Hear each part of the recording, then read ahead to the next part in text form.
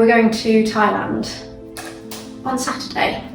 It's now Tuesday, so this is my pack with me video. Let me just give you a brief rundown of what we're doing. On Saturday, we're flying from Dubai, obviously, to Krabi Airport.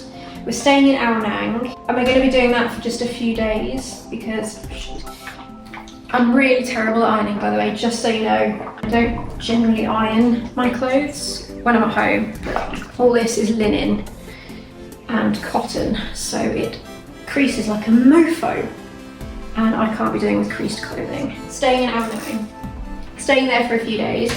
We've booked a spa hotel in a very beautiful, slightly out of the way area. It has a pool, it actually has a gym, or at least a fitness centre, because when you travel, you quickly realise that the word gym is open to interpretation. It really is, especially in India. We turned up to a hotel that shall remain nameless. It was built as one of India's most prestigious hotels. We got there, and I swear to God, it was a tiny room. It had a treadmill, a cross trainer, a weight rack with no weights, and the shonkiest lat pull down machine I have ever seen in my life. And the cables were broken, so you couldn't use it anyway. My God, I was so disappointed, I almost cried. So once we learned that in India, we decided we would look a lot more carefully at the facilities that every hotel has that we're booking.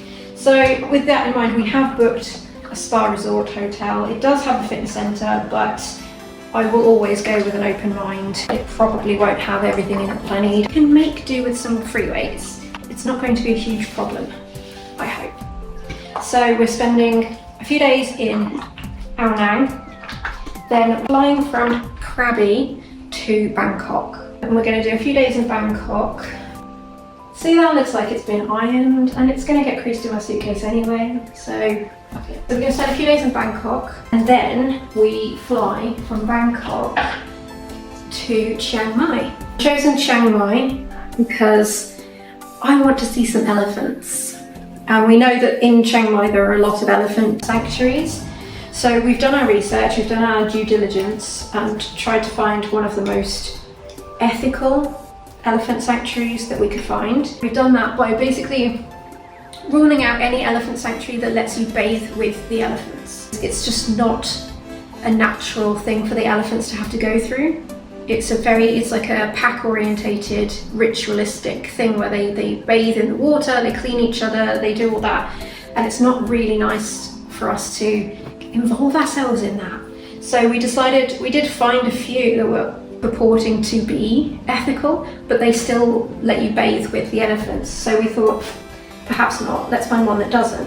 So what we've done is we've booked a full day in an elephant sanctuary where they look after a couple of elephants that are old and they've been in logging industry, the tourism industry, and we get to feed them. We get to create their food, make food balls, get mucky, and we feed the elephants. We take them for a walk through the woods to bathe. Then we let them bathe. We'll watch them, but we're not getting in there with them. And then it's a vegetarian lunch, which husband will be very happy with because he is actually the veggie. I am not.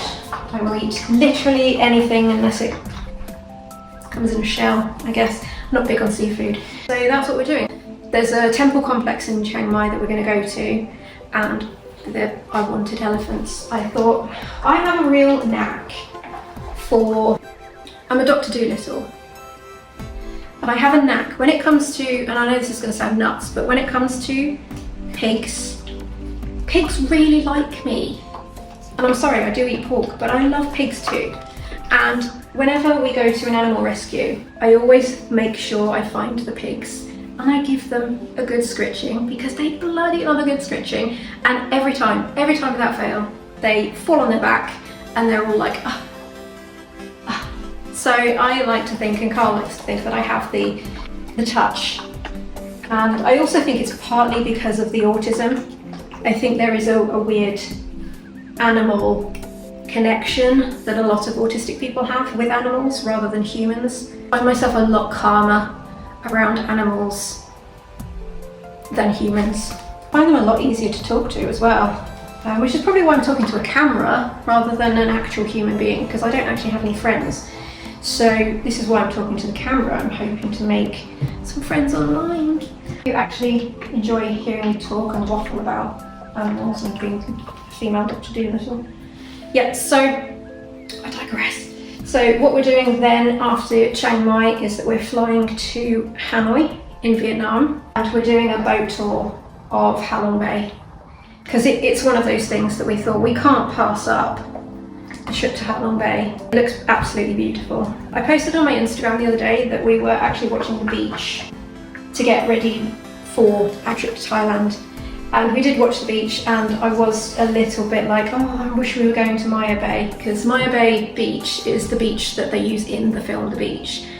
But we were watching Jumping Places, another YouTuber couple that travel, went to Maya Bay, and it kind of put us off, because we could only get there for around 12 in the day, and that's when it gets really, really busy and people are literally queuing. What they do now is, because of the filming of the beach, it ruined the ecosystem of the bay. So they had to, during COVID, they banned people from being in there completely. And that actually restored a lot of the coral reef that was damaged during filming. I did a little bit of research on that, and apparently people were actually suing the film company for damage to the natural ecosystem, because they dug out loads of natural plants and things and replaced it with palm trees which weren't native to Maya Bay. So I actually feel a little bit like I don't want to be one of those tourists that adds to that. They've put measurements in place to stop people ruining it again. So you can't swim in Maya Bay Beach. You can dunk your feet in and that's about it. But once we watched the video, it was literally just a queue of people taking Instagram shots. And yeah, this is going to sound really hypocritical because I am now a YouTuber and a vlogger. I will be vlogging the Thailand trip, the trip across Southeast Asia, because we're not just doing Thailand, we're doing Singapore and Vietnam. But I just didn't want to be one of those on the beach that's like stood there getting their shot of the beach just for the sake of it. So instead we've watched the film, I've downloaded All Saints Pure Shores and Moby Porcelain. I'm going to listen to those on the plane and just be happy with that. It's just our personal thing, like we didn't want to ruin it in that way, but I'm not saying don't go to Maya Bay. Do what you want, each to their own. Once we've done Vietnam, we've done Halong Bay, I want to go to Train Street as well, because that just looks so cool. And it's one of those touristy things. If you're in the area, why not? You might as well. So we're going to go to Train Street, grab a drink and wait for the train. Grab the shot. We are going to Hoi An, and we're staying there for 2 nights, I think, just to so that we can see Hoi An at night with all the lanterns and the boats and stuff like that. And then from Hoi An, we are going to fly to Singapore. We're staying quite like centrally downtown. We can hopefully get a drink at Marina Bay Sands Hotel. When you see Singapore and all the drone footage and stuff, it'll be a massive tall building with what looks like a boat on top. That's Marina Bay Sands Hotel. It's like the most famous hotel in Singapore. So I would like to get up there for a drink. We're going to do the vertical gardens and stuff as well, and we're going to just have a wander around. They've got districts called, I think, Little India and Chinatown. Just have a wander around Singapore. I think we're there for about 3 days. Would like a Singapore sling from the hotel that created the Singapore sling. This is my fabulous dress that my mum got me from Sainsbury's. It's black linen, of course, black, and it ties up around the bust. And I don't have to wear a bra with it, and I love it so much. So that's going with me. This is going to be worn. I'm going to have to wash it, wear it and wash it a lot. This shirt I bought the other day from Stradivarius, I think. Yeah, fast fashion. I hate myself. But I needed a black linen shirt for just chucking on for when we go into the temple complexes. Apparently you can't wear like a shawl or something. You have to have your actual arms covered. So this will roll up nicely in my rucksack for when we enter all the temple complexes. Because what we do when we're on holiday, we see lots of cultural stuff. We don't just sit on a beach and fry, because neither of us like getting tanned. The beauty of Thailand and Vietnam is that they've got some incredible temple complexes. Ayutthaya, I think that's in Thailand. It's absolutely stunning. Again, jumping places. Chris and Carol have put a lot of things on the map for us. That's what we're going to be doing. Lots of temple complexes, which is why I need this lovely shirt. I mean, I don't really understand why I'm ironing all this stuff, because it's got to go in the suitcase anyway. It's all going to get crumpled. What I will do next is, once I've finished the ironing, I will take you through luggage, and I'll show you after 16 months of semi-regular travel, because I mean we travel every half term, so that's every few weeks really we travel, and I've become quite the expert, I would say, at packing. I don't pack my laptop. Carl packs his laptop in his hand luggage, so that when it comes to security, I don't have to get anything out my bag except my liquids. Take my watch off and I go through, and I never get buzzed because I don't wear jewellery.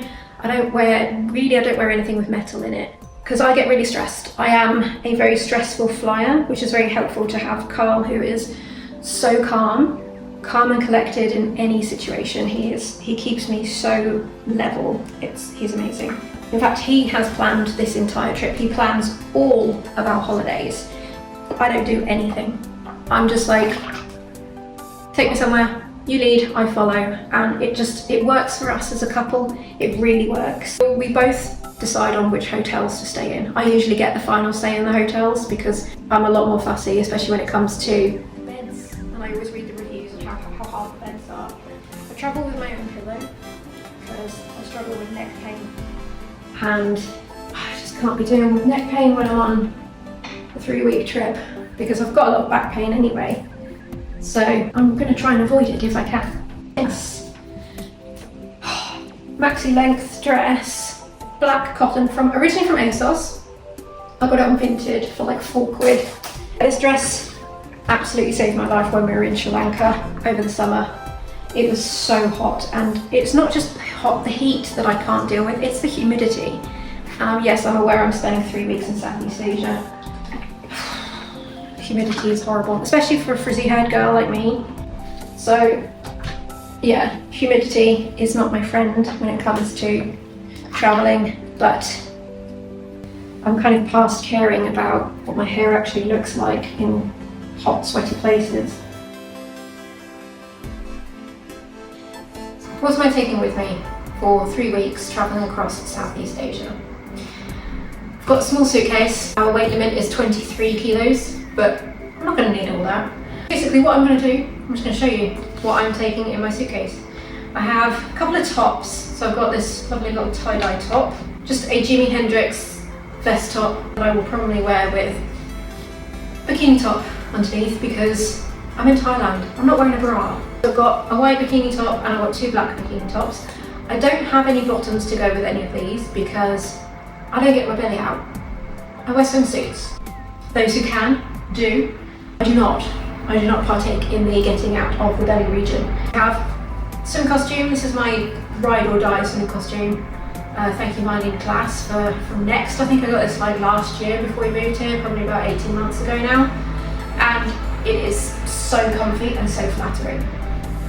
My mum treated me to these trousers. I am yet to wear them because I haven't had the courage, because I don't normally wear patterns on my bottom half because my bottom half is so large.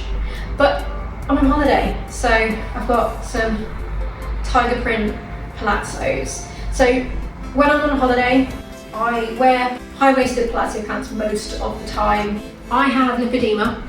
I have lots of what people would think is cellulite, but it's not. It's actually a connective tissue disorder that goes along with my EDS. So I've got lipedema. It's not pretty to look at.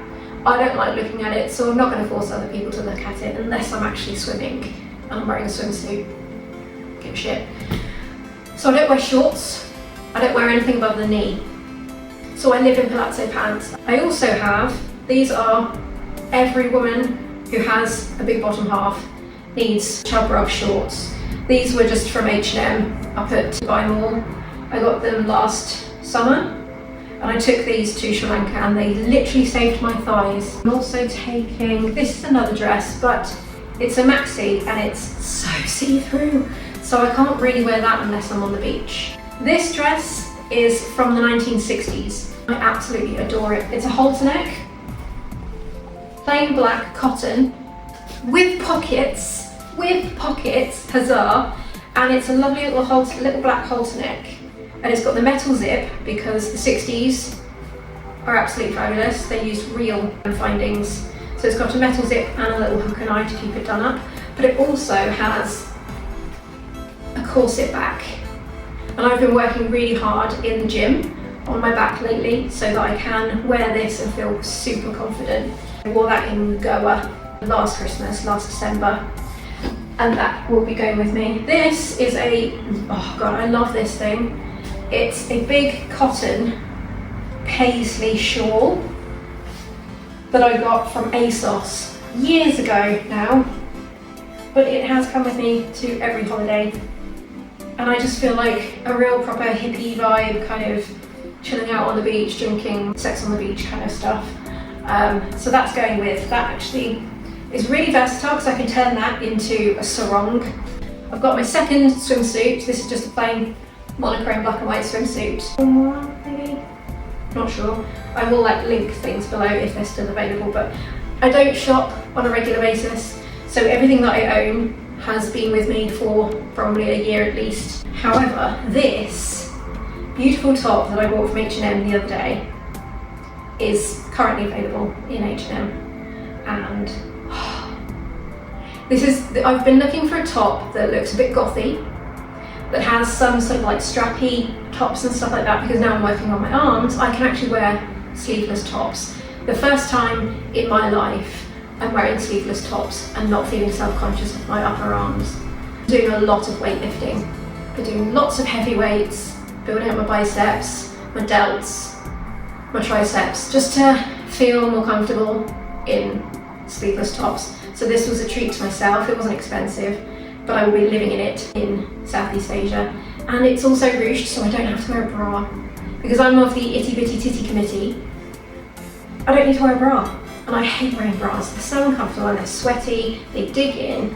And so I can wear that without a bra and not feel too self-conscious of a little bit of nippage. There's nothing wrong with nipples, people. Free the nipple, I say. I've also got a baseball cap, which I don't think I've ever actually worn in public because I'm just far too embarrassed to wear a cap. I don't even know if I'm going to put this in the video because it probably looks fucking ridiculous. I just look like a chav, or at least I can maybe goth chav it. We'll see. But I don't actually have a hat. I foolishly sent all my hats home during summer because I didn't want to carry them all, because I had some straw hats and stuff and I was worried that they were going to get damaged, but now I'm left without a hat. I have this. So when we're in Thailand, we're going to be looking for a hat. My biggest trick or tip when you're traveling, if you're staying in hotels, if they provide free toiletries, always take the shower caps, because depending on the size of your feet, I always put my shoes in a shower cap to go in my suitcase. These are my plain black flip-flops that I've had for around 15 years. And the only other pair of shoes I own that aren't trainers are a pair of Steve Madden sandals. Filthy actually, I need to give them a wash. But they've got little silver divots on them that look like studs. So those with black nail polish will actually look really nice. With my dresses in the evenings, I take one pair of sandals, one pair of flip-flops, and I've got to take at least one Black Sabbath t-shirt with me. I'll also be taking my Led Zeppelin t-shirt, and I will also be taking my All Saints vest that has a round skull on it. I actually bought this on Vinted in the summer. Mum looked after it and I brought it out with me because this is kind of like a vintage All Saints top now. Technically vintage because it's about a few years old. They don't make this anymore, and I I missed the opportunity to buy it when I saw it in the shops because I didn't have any money. Still don't. So this is why I shop second hand for everything. This Led Zeppelin t-shirt was second hand. I've also got a Johnny Cash t-shirt that I bought from Vintage second hand. This one might be coming with me, I'm not entirely sure. So we've got probably like 3 t-shirts, and then because they're cotton, you just rinse them with a bit of soap and then a bit of air conditioner to just make them a bit softer, and there you go. So you can wash your clothes, they'll dry in minutes, especially in Southeast Asia where it's warm. I'm taking my Converse. These will be perfect for going to the elephant sanctuary. Taking my Skechers trainer that have a pointy toe. The goth in me, when I saw these in the Mall of Emirates, I walked past the Skechers shop and I saw these and I was like, I have to have them. I have to have them. I've never seen a trainer with a pointy toe, and I am a pointy toe queen. I do not care if pointy toes ever go out of fashion. I will be rocking my pointy toes. I wear my cowboy boots with a pointy toe all year round. I don't care. I'm a pointy toe kind of gal. And this is the important part, I think, for me and my wardrobe when I travel, is that I have to feel like myself, because myself is normally very happy in British winter and autumn. So I've managed to curate a collection of clothing that still feels like me. I still feel, because most of it's black, I can mix and match it all together. It's all cotton and linen. There's, apart from one top, which is the H&M top, which is polyester, everything else is linen or cotton, because those are 2 fabrics that are fantastic for travelling in. They keep you cool, and when you sweat, you're dry. So I tend to try and dress as gothy as I can, allowing for hot weather. I haven't packed it yet, but I walk around with an umbrella as a parasol.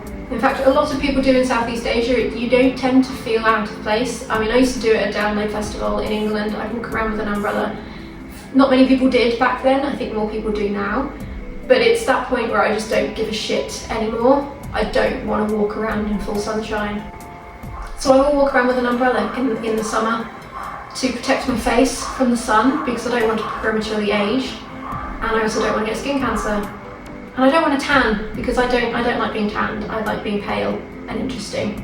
So that's my spiel about not giving a shit when you're on holiday, but also packing to be yourself, I think, is important. I don't think you need to dress up and be somebody that you're not when you're on holiday. As long as you're comfortable and you're appropriate, then do what you need to do. All of these clothes will work in all 3 countries, Vietnam, Singapore and Thailand. They'll all mix and match, and they'll all wash and wear really well because they're cotton and they'll dry quickly. So those in terms of what clothing that I'm taking with me. Right, now I'm going to go through the toiletries that I'm taking with me in my toiletry bag. I bought this from TK Maxx before I moved out to Dubai. I have Kerastase Cementhamique. This is my heat protector that I use before I blow dry my hair, and I've used this for years. Face SPF. I wear this one, it's factor 50. I wear this under my makeup every day. If I'm in the apartment all day and I'm sitting next to a window, SPF, always. Nail polish. I will be taking nail polish. I paint my nails myself, always have done, always will do. I only take one colour with me, top coat and a base coat, a nail file, and I also have nail polish remover to get rid of the old stuff. So we went to Cambodia 10 days on our honeymoon. Painted my nails just before we went, and I didn't take any with me. Oh my god, my nails looked a state after 10 days. I've learned that lesson the hard way. This is Aveeno body oil. I prefer to take a body oil rather than a cream, just because it's easy to apply. Near in the evenings, you just sort of want to get a nice bit of moisturiser. Don't have to dunk my fingers into a pot. The pots are awkward as well. I am taking the most awkward sized micellar water because I don't have another receptacle to put it in. So I'll be taking a 700 milliliter bottle. It's probably half full. We went to India last winter. We spent 3 weeks in India and I took nothing but a packet of face wipes. My skin did not thank me at all, so I won't be doing that again. And this is my Liz Earle face cloth. I use these to take my makeup off.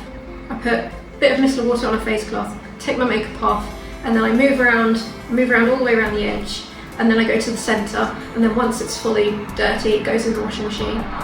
And I use another one. I use face wipes to tidy up my eyeliner if I need to, but they don't go on my face. And then in here, it is not Vaseline in here. I have decanted some of my Liz Earle cleanser that smells like spa.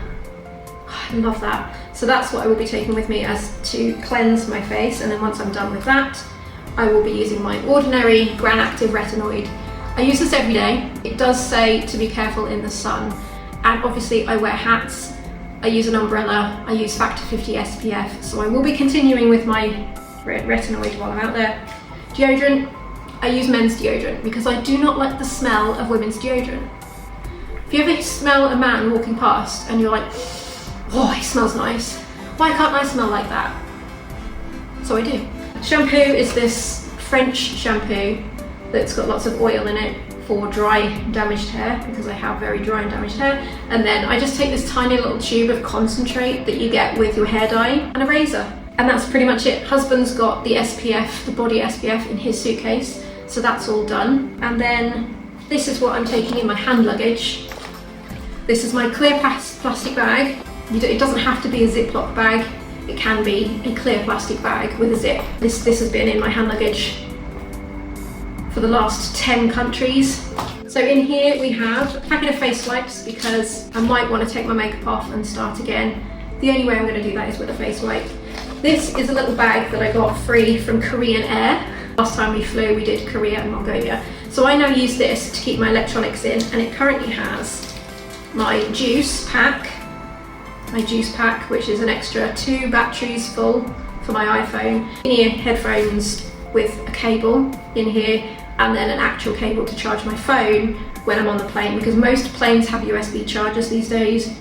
Some don't, it depends on the flight. If you're going short haul, sometimes they don't. So I always make sure I've got my juice in my hand luggage so that I'm not caught short.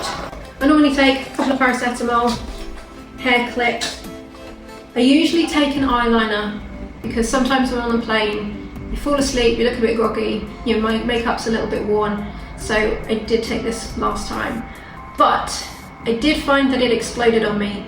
As soon as I got it out, I opened it up and I ended up with black eyeliner all over my hands for the entire trip of Mongolia and South Korea. We were there for a week.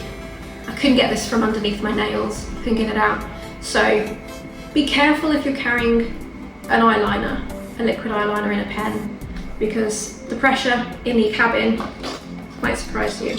And then I just take a mini They're Real from Benefit mascara. This mascara does my bottom lashes. I only use it on my bottom lashes because they're really, really long, and this makes them look incredible. A couple of silk scrunchies, because I only use silk. I will never use a scrunchie or a hair tie that isn't made of silk now because of the breakage. And then the lip balm, because air conditioning on an airplane is just, it kills your lips. Oh, and sweeteners. I put my sweeteners for when I'm at the airport and I need a coffee. I put sweeteners in my coffee, so I don't have to have sugar. And that's what goes with me. This goes in my hand luggage as well. This is my little bag. I bought this little bag from Jordan from the airport. I have everything in here in terms of medication that we will need. So I've got antihistamine cream, got Dulcolax to help me go to the toilet because I get constipated when I fly. And I've got the other way round, I've got antidiarrheals because sometimes we get food poisoning, especially in Southeast Asia. I'm a little bit nervous about food poisoning. Gaviscon and some paracetamol. So that's my little bag of medications that I always take with me, and this goes in my hand luggage. And again, I've never had a problem carrying these abroad before. So that is pretty much everything that I take in terms of toiletries when I go travelling.